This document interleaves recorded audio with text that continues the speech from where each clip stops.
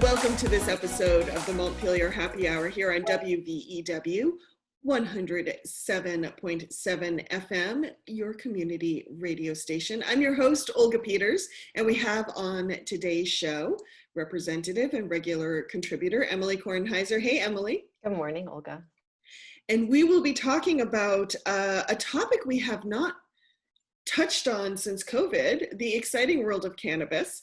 And we'll be speaking with David Mickenberg, who is a lobbyist in Montpelier working right now with the Marijuana Policy Project. Welcome, David. Thank you. Good to be here.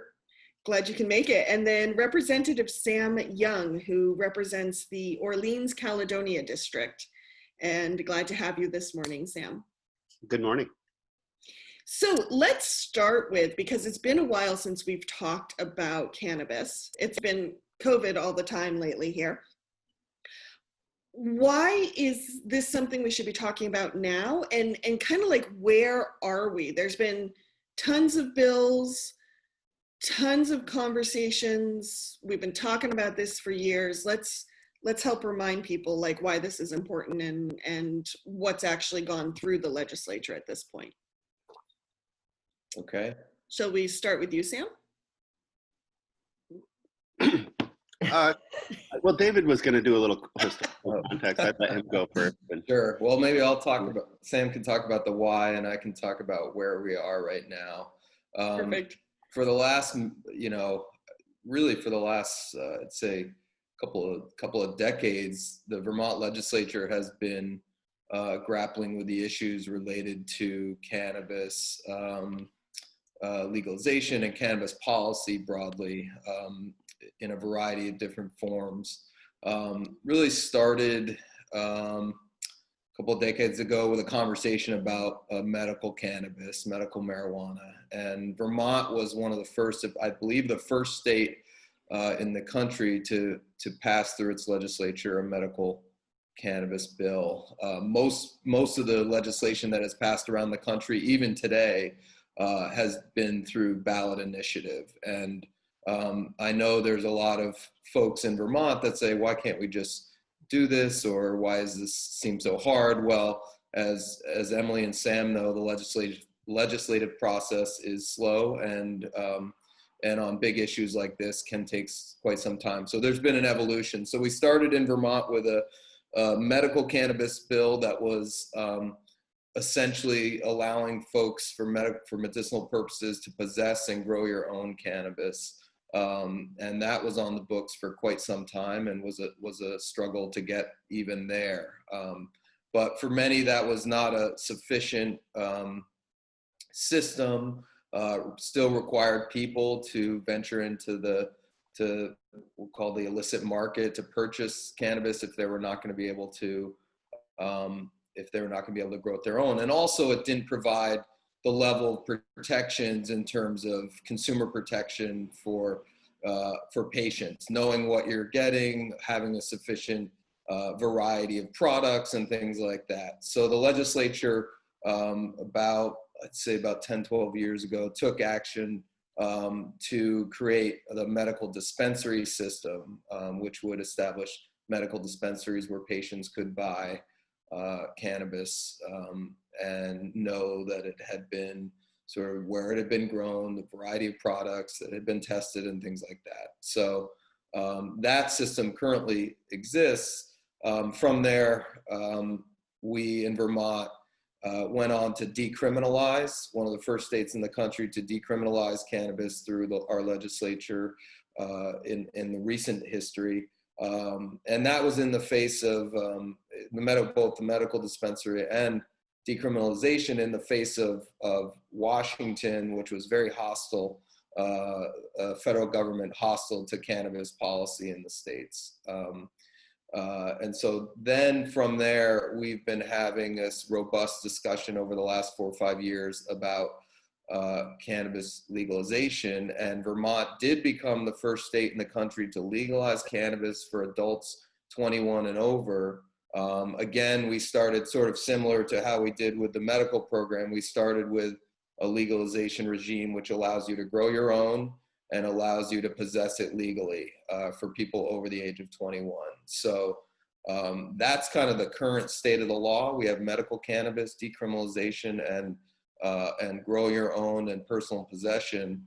And over the last number of years, 3 or 4 years, we've had a number of bills debated in both bodies related to what some refer to as tax and regulate, or adult use, or retail sales of cannabis, where non-medical patients, like they have in about 11 other states, Massachusetts being our closest, right down the road from you all, where adults who are not there for medical purposes can 21 and over go and purchase cannabis as they would purchase many other types of substances legally through a system that is highly regulated for consumer protection.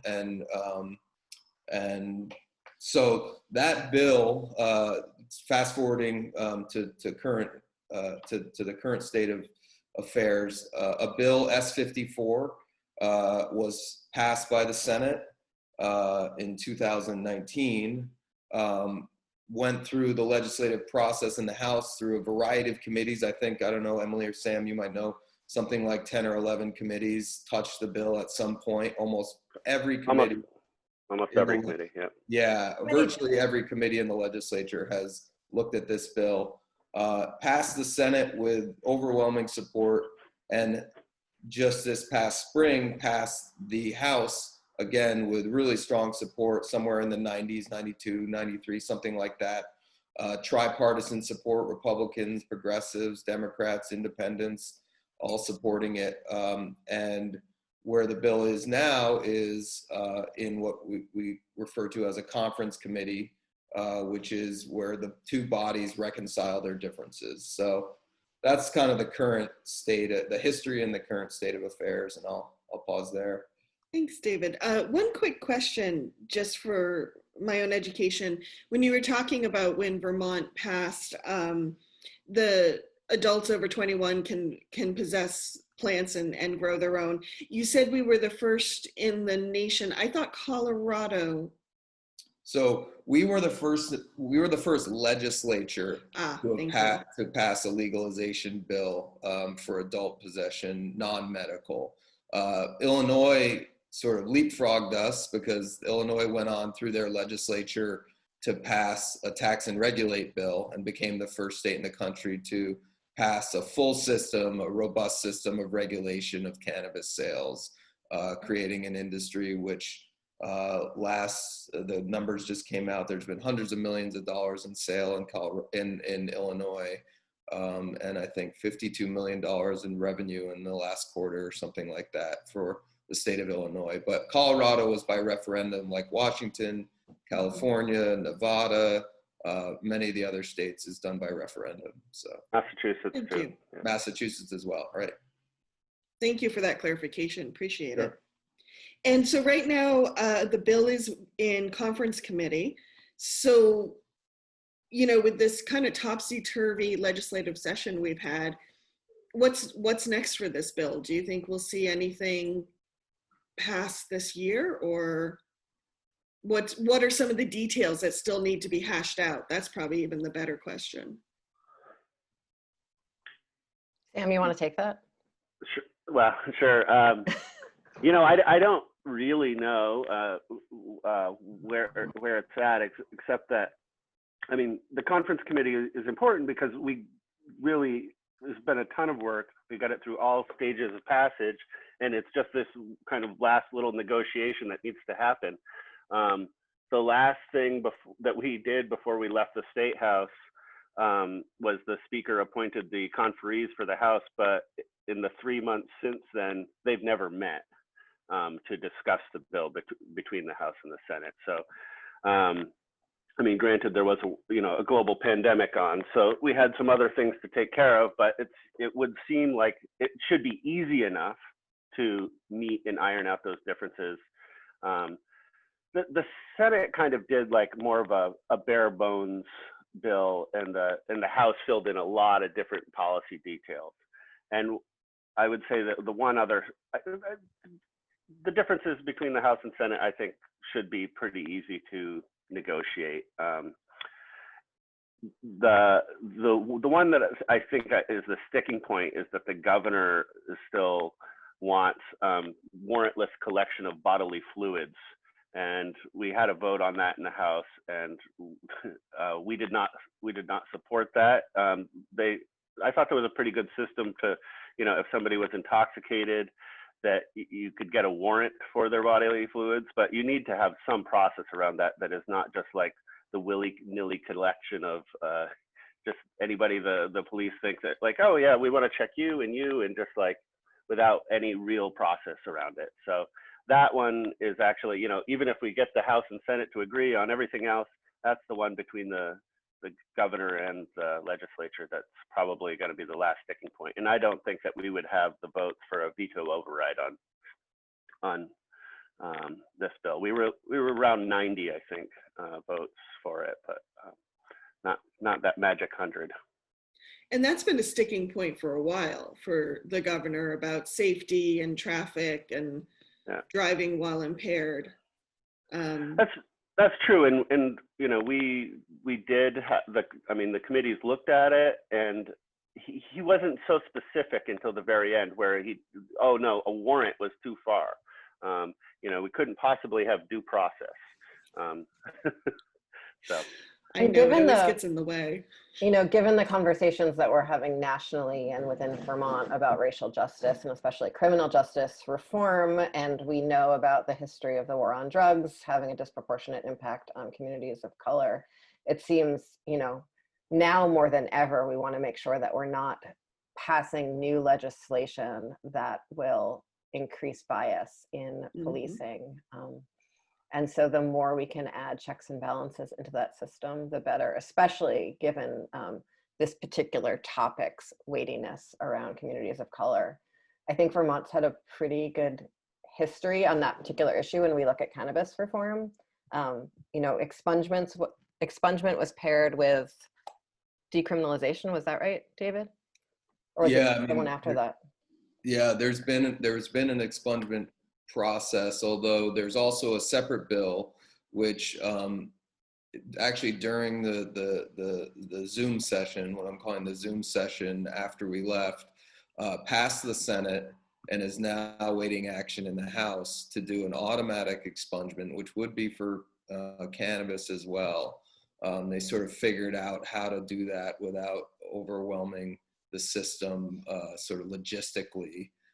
So we're really encouraged and think that bill would really pair well with S54 and all of the components of S54, which help to address the social equity parts of cannabis and the cannabis industry. So, and let's go back all the way to the beginning and remember that marijuana criminalization was a racist law to begin with.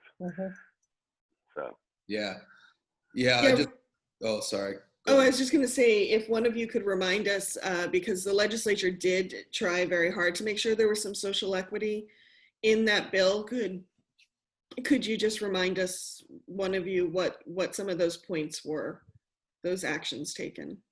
Sure, I take a quick stab at that, and others can fill in. But one of the most important pieces in the bill is prioritization for licensing. So for who gets the licensing, and there's specific prioritization in the bill for people of color, women, and those who have been historically impacted disproportionately by the war on drugs.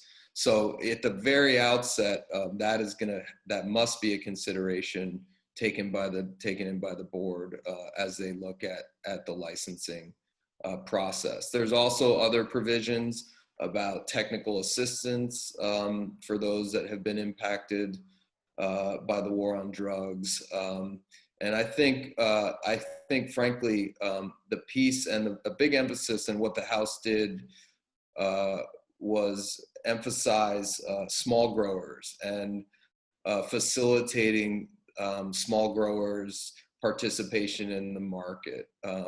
And what makes the ability of folks that have historically been unable to access credit and things like that, the barrier to entries are very high sometimes for the cannabis industry, to, you know, buy a grow shop or buy a grow facility, to be able to staff up, all those things. So the emphasis on small growing, and in the bill, the House bill, they they define small growers as 1,000 square feet or less. So I think that's another piece, while not specifically related to people of color, really is what we've seen in other states. The barrier to entry is difficult, and that will sort of lessen the barrier to entry by emphasizing a small grower community of as many folks as possible. So those are a couple of the provisions. I was really particularly excited about those provisions because I think they're great examples of things we can do in other legislation as well that's not related to cannabis, around economic equity for historically marginalized populations.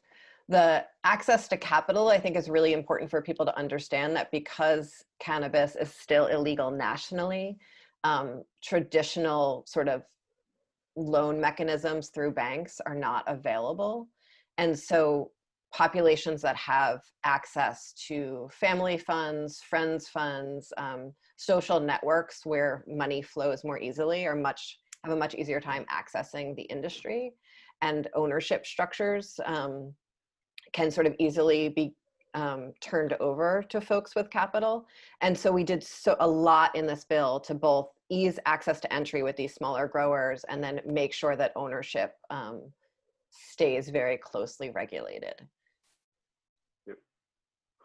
There's one other piece that David didn't mention, which was it's not because you have a low level drug offense necessarily on your record, we did not disqualify you from participating in the industry, which was something that happened in other states initially. And it's, you know, if we're saying that this should be legal, we shouldn't actually also disqualify you from the industry because you knew that it should be legal before the legislature did. Absolutely. Yeah, I mean, and one point that's sort of I think sort of tangential to the bill, but also relates to what we're talking about here, is what does the current system do in terms of racial equity and gender equity? And right now, sort of in our current system of decriminalized cannabis in Vermont, and people growing at home, because of the historical targeting of people of color, that system is not conducive to for a lot of folks, and the fear associated with growing your own cannabis or things like that, fearing a police interaction, is really problematic. So in and of itself, the creation of a regulated marketplace, and yes, folks need to be able to access capital and be able to get licenses and all those things, but the creation in and of itself of a regulated marketplace, I think, goes a long way of really taking away many of the problems associated with the war on drugs, the war on people of color through the war on drugs, and the war on cannabis has really been the tip of the spear of the war on drugs. And I think all of the provisions, and there may be more provisions that are put in through the conference committee or negotiated through the conference committee, we'll see. But certainly the creation of the system itself, I think, goes a long way of helping to reduce police interactions, helping to reduce the historical targeting of communities of color. So. Thanks. One piece of that I've been emphasizing when I talk to folks in Windham County who really want to stick to grow your own is that really prioritizes folks who own their own home, because growing your own in a rental is very iffy in the best of times, especially if you're in subsidized housing in some way. And so we know that white people are much more likely to own their own home because of redlining, because of, you know, generational wealth accumulation, et cetera. And so again, that's prioritize, this is making, without this, we're creating a system that's really much more available for white people. Thank you, Emilie. Sam, did you want to say something? Oh, I was just going to say that I found it interesting. I stopped by the dispensary down in Northampton, and what do you have down there? You have the police directing traffic to make sure everybody can park in an orderly way, and I think that's a more appropriate role for them. Thank you. Yeah. The other thing. Sorry, go Olga. ahead, Emilie. No, go ahead. And maybe we're about to go to a break, and this is a more appropriate conversation for after a break. I want to talk about revenue and what that means post-COVID, as well as if we really want to transition people into a legal marketplace, what prices need to look like to do that well. Mm-hmm. Well, and just quickly, we do have a few minutes before we go to break. I was curious too, what has the legislation done around infrastructure? Because I know talking to we have a few processors down in this neck of the woods, there's still a lot of infrastructure that's missing around, yes, people can grow, but is there enough processors? Are there enough testing labs? Are there enough, those kind of support infrastructures? Does this legislation touch on that at all, as far as access to capital and putting in those other kind of pieces of infrastructure? Not necessarily access to capital, but what it does do is it creates licensed categories which would allow people to be product manufacturers, so processors, testing labs, wholesalers, cultivators, retail outlets. So it creates, because currently, if you were a processor now, if this bill were to pass and to become law, you couldn't just start processing cannabis.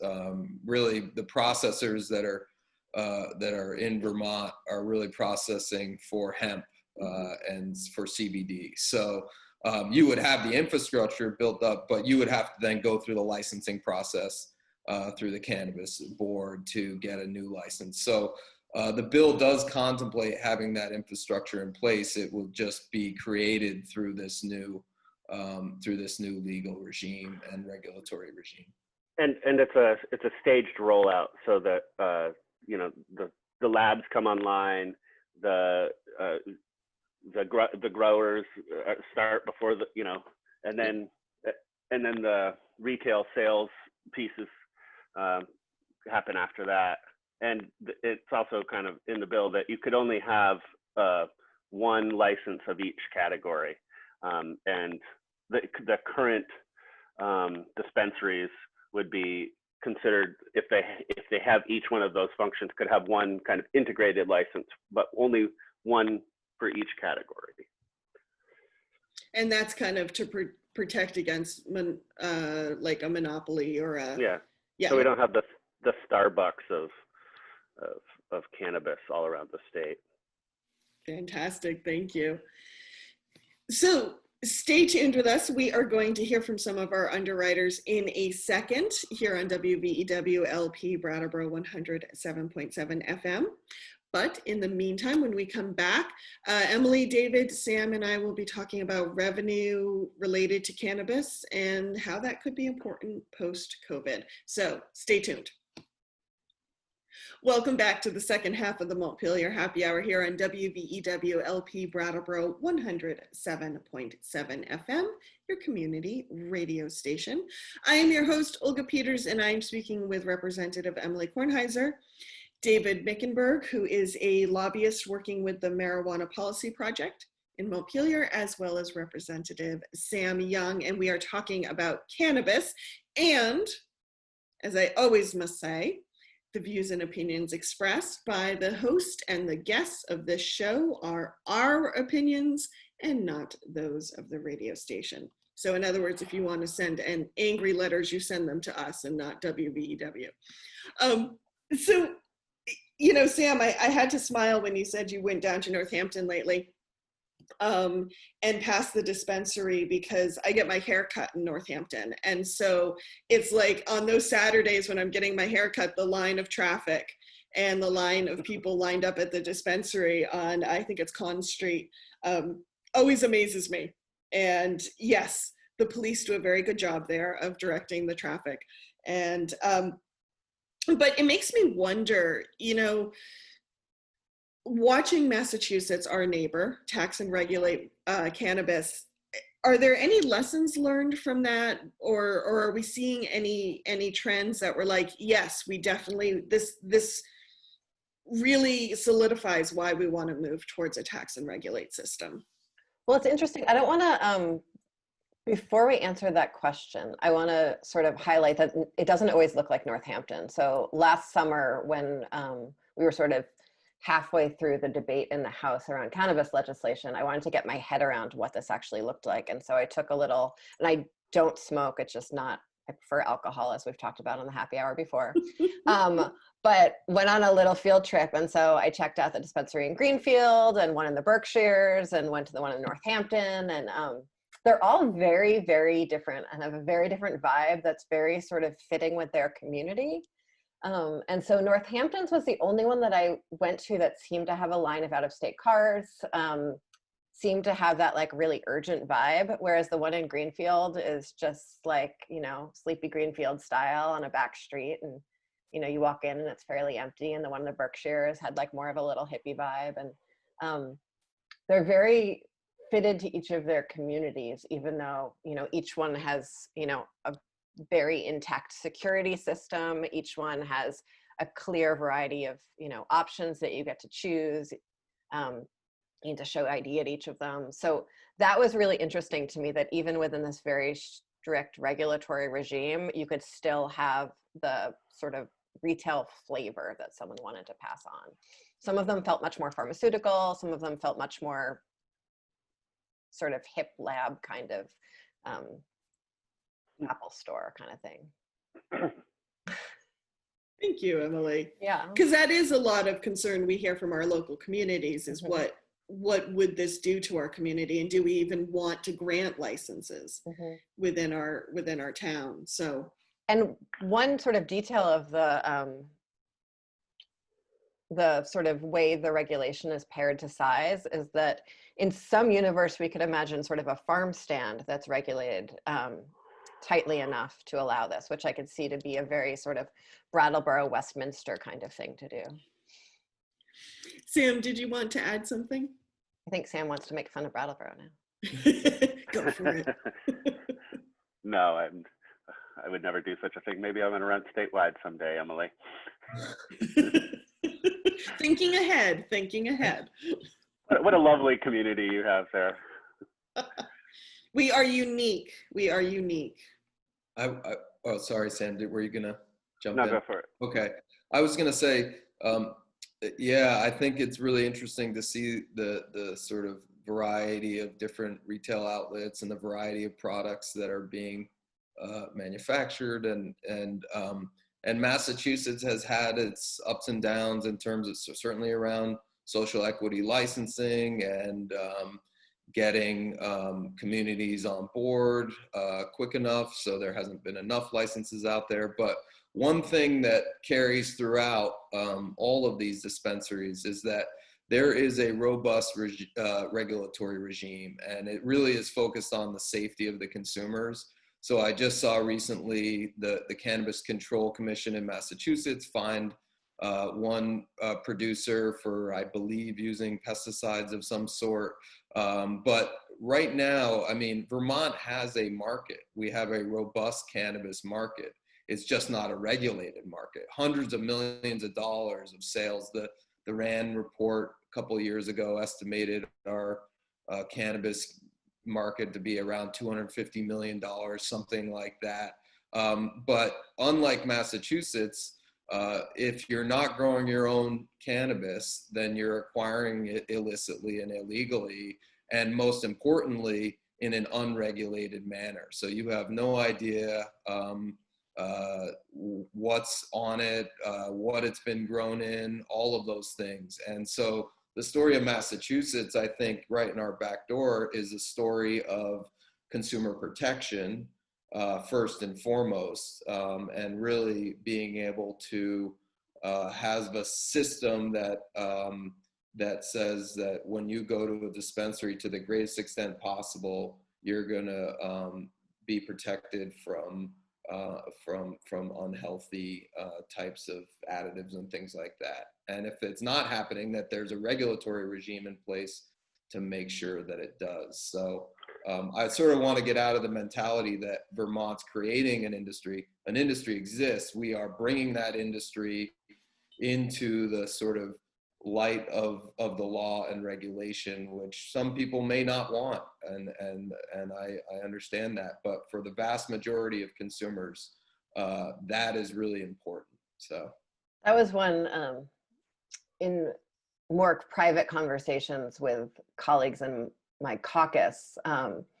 I started to joke that the debate in the House had really come down to people who realized that everyone in Vermont is high all the time, and those of us, those who don't, which was really just the joking way of saying that we have a very, very robust network of growing and selling throughout the state that doesn't have the environmental regulations tied to it and doesn't have the safety regulations tied to it.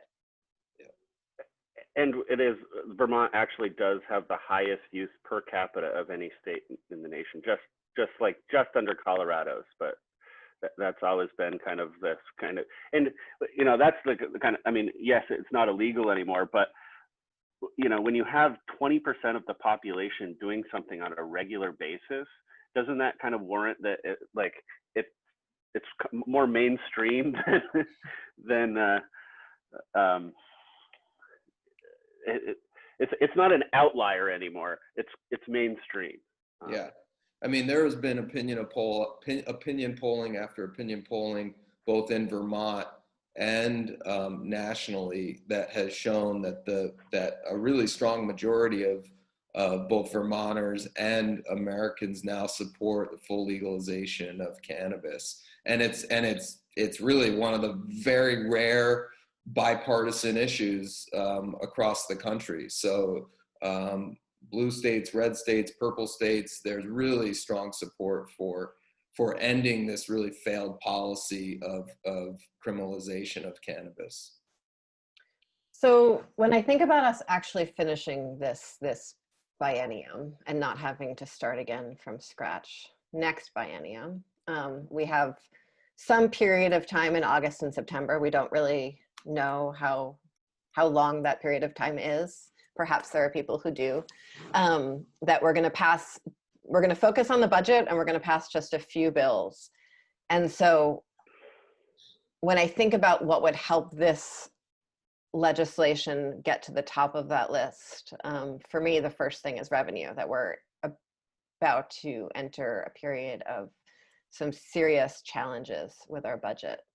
And so that's really exciting. And then I also, when I first entered this debate, was really concerned about communities' hopes for how much money would come pouring in and how much money we're actually talking about here.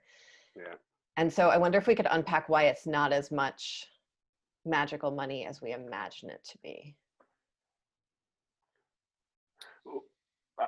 I pulled up the numbers from the Joint Fiscal Office just to remind myself what how much money we're talking about, and of course this was, you know, assuming that this bill passed in July, and that, you know, there's this, it takes a while to get the Cannabis Control Board up and running and the regulations, but this was talking about, you know, in the first year, there's like low, middle, and high ranges, but in the first year, like the high range of revenue was, which was fiscal year 21, was going to be $300,000. Year two, high, 3.4 to $6.5 million. Year three, 5.6 to 10.6, and like year four, which is kind of like, if you look at other states, it's kind of fully developed market, the range being 7.3 to 13.9, and that's the total. And then the way that it got broken down in the bill was that 30% of the revenues would go towards a prevention fund or prevention treatment fund. And so basically a hunk of the revenue would be broken off for that use. And then just, I mean, there's a cost to setting up the regulatory structure, making sure that we, you know, have the lab to test the test products. And so all of that costs money. And there's actually, in the end of it, there's not really that much left over. There is some. And you don't know until you do it. There definitely will be some money available, but it's not like, I know I hear people saying, "Oh, we could just reduce property taxes by it." It's just not that kind of money. Yeah, it's not 1.6 billion. Right. I agree that it's not going to bail out our budget deficit of whatever $200-300 million. There will be money, and I do think those estimates were conservative based on the experience in other states. And it somewhat depends on what happens. Are we going to have tourism in Vermont again? Is that, you know, that's could be a big part of the sales. But there's one piece that's not reflected in the fiscal note, which is really the economic activity associated with creating this industry. And it doesn't account for, you know, the number of new businesses, the number, and not even plant touching businesses, security firms, real estate companies, construction, soil companies, lighting companies, because, you know, there's a lot of regulation associated with this. There's going to be a lot of needs. And I think that there's going to be economic activity generated as a result of this industry that's not going to be reflected in the numbers in revenue. And it will lead to more revenue, more jobs. I mean, here we are, safest state or second safest state vis-a-vis COVID, trying to attract sort of new businesses and new industries here. This is an opportunity for a young new business or new part of our economy to really grow in actually places like where Sam lives. You know, the idea of having sort of the Vermont brand being in beautiful places up in the country where this plant is being grown, I think is exciting for a lot of people. So I don't think those revenue numbers, I think, are one, conservative, but also even if they're not, I think the economic gain is going to be quite significant. And I don't hear of any other discussion in the legislature about the creation of an industry like this. So I'm hopeful that there's going to be certainly a really positive benefit economically from this bill. What I appreciate about thinking about a Vermont cannabis industry and tourism is that often, and we talk about this quite a bit on the Montpelier Happy Hour, tourism jobs are rarely living wage jobs. And the cannabis industry, from what I understand for how we were sort of prioritizing regulation and licensing, is we're looking at living wage jobs here. And so when I think about Vermont branded cannabis, like Vermont branded beer and all of Vermont branded cheese and all of the magic that seems to create in the national imagination, it has a lot of opportunities for jobs that are more just than some of the other jobs that we have in sort of our tourism necks of the woods. I also want to name that if one of our policy goals here is to move the black market out into the light, that we can't tax it to death. We need to make sure that prices in the regulated market are on par with prices in the black market, and that's a difficult thing to do. One last thing on revenue. So it's the revenue numbers that Sam was referring to, because cannabis is illegal federally, only focus on in-state sales, whether it's people coming here to stay here and buying or Vermont residents. I think Vermont needs to look beyond, start thinking about this industry beyond in-state sales when federal legalization happens, which some would say could be as soon as a presidential election change or within a few years after that, creating this type of system that that Emilie just described, so that our brand can be exported once it's legal to do so. Our brand can be exported out of state. And I think when that happens, we will see those revenue numbers frankly explode, as we have for our amazing cheese and our beer and our spirits and other things. So, and it's also really important to set that up now, so that we have a robust industry here that's even, I mean, it can be all of the things that we want. It can be small scale. It can be, you know, focused on the community. But as soon as it happens federally, Vermont will be awash in product from other states. You can't stop commerce from going across state lines. And we also, so, you know, now is the time that we have to establish a brand and get, you know, get our products together, so that then we'll be ready when a federal legalization happens, and it can go. It can go in two directions, not just one.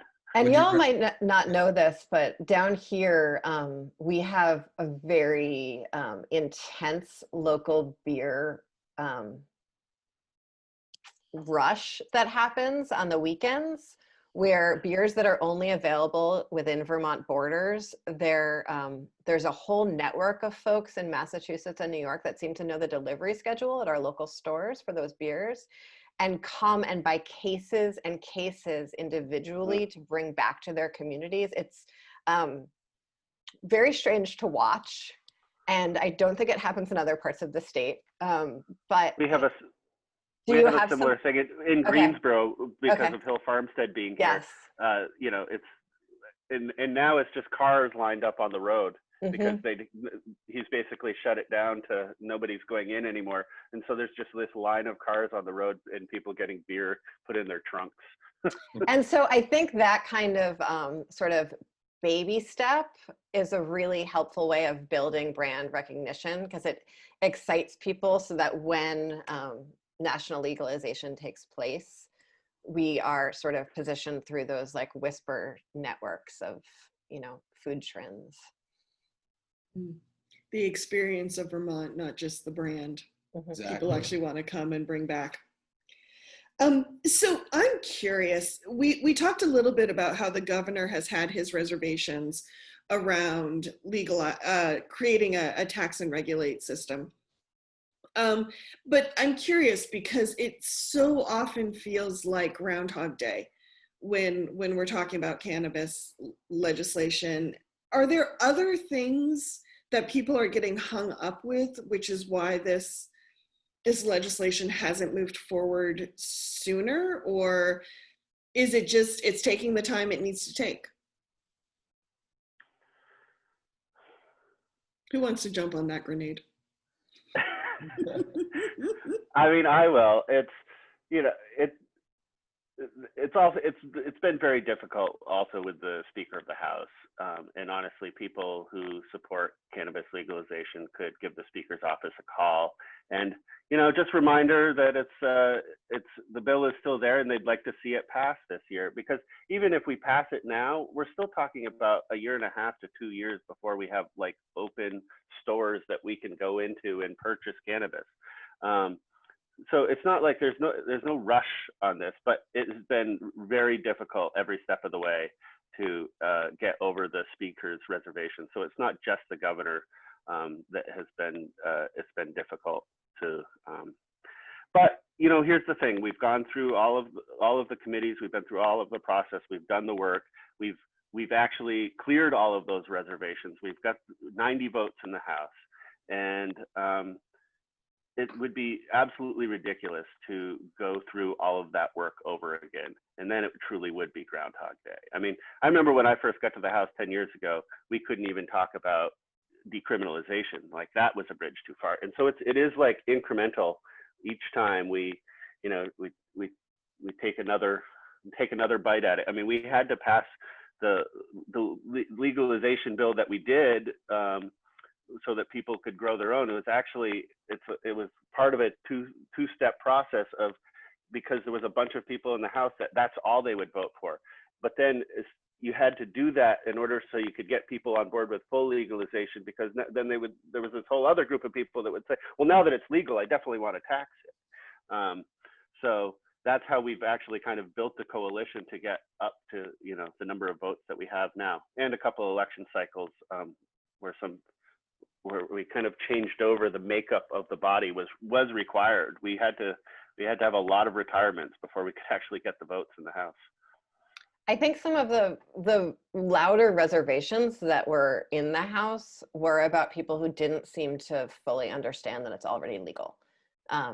Who, when we were having debates, were debating, you know, the harm to the teenage brain, or the sort of challenges around, you know, intoxication generally, and seemed to, and sort of slowly their voices were whittled down around a conversation of, this is already legal. This is already legal. We are not debating legalization. We are debating regulation. And so it's hard to believe that there is still, that there are still reservations about this. I mean, I agree. There've been many hurdles that we've had to overcome to get to this point. And I also think it would be really a shame if we didn't just resolve the differences between the body, negotiate with the governor, and get this moving. I've been encouraged, I guess, by comments by the speaker and the majority leader to say that this is going to be something in August that's going to be looked at and taken up. I mean, it's very rare to get a bill all the way to conference committee, a bill that both bodies like overwhelmingly support, and have the bill just languish there, particularly even if it provided $1 million of new revenue. Well, that's $1 million. I mean, when we go through the budget and the end of the session and looking at, we're talking $50,000, $100,000 for this program or that program. Well, that's much needed revenue.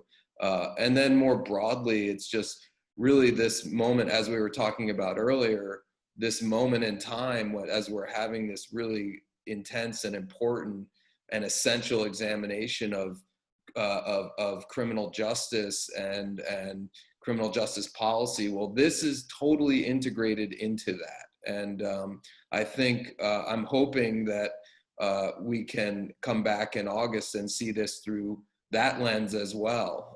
It's always been that. It's just now those other issues have made it to the national forefront of discussion, or even the state to the front of our discussions, and to appreciate that when we talk about the war on drugs and the war on cannabis, it's a war on people of color and poor people. And so, I'm trying to remain, maybe I'm Pollyannish, but I'm trying to remain hopeful that that after all this work and after we start to appreciate how tied into all of these really important issues this issue is, that the legislature will come to some resolution. But that won't happen, and just a little sort of plug here for citizen action, that won't happen unless people are pushing their state reps and their senators and the speaker and the governor and the pro tem to really move this and prioritize this, because there are a lot of other competing priorities.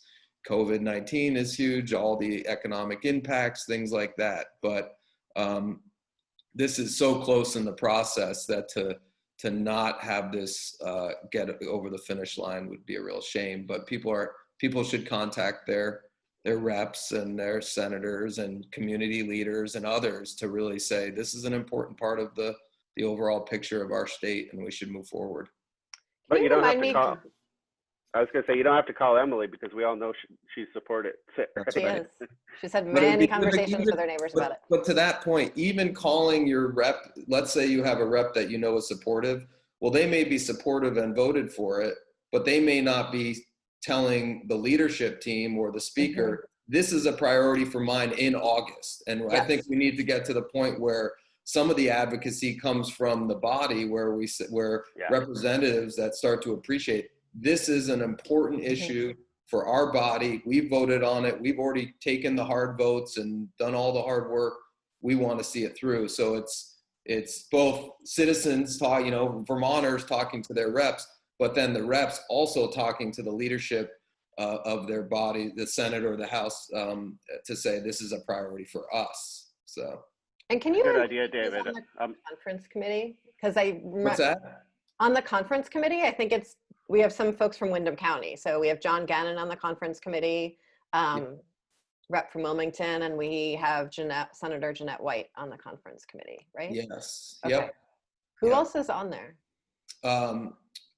Representative LeClaire from Barry, and Representative Ansel from Calais. And in the Senate, it's Senator Sears, Senator White, and I believe Senator Benning. So, yeah. We are just out of time, so we should sign off. I want to thank Representative Sam Young, David Mickenberg, and Representative Emilie Kornheiser for being on the show today. Emilie, do you have a quick toast? If not, I do. So we always like to toast at the end of the happy hour.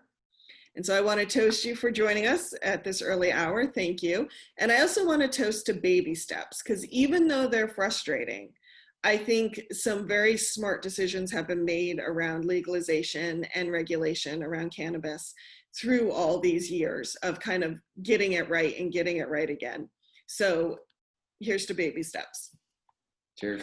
I am toasting Cheers. incrementalism. I never thought that would happen, but thanks, Olga.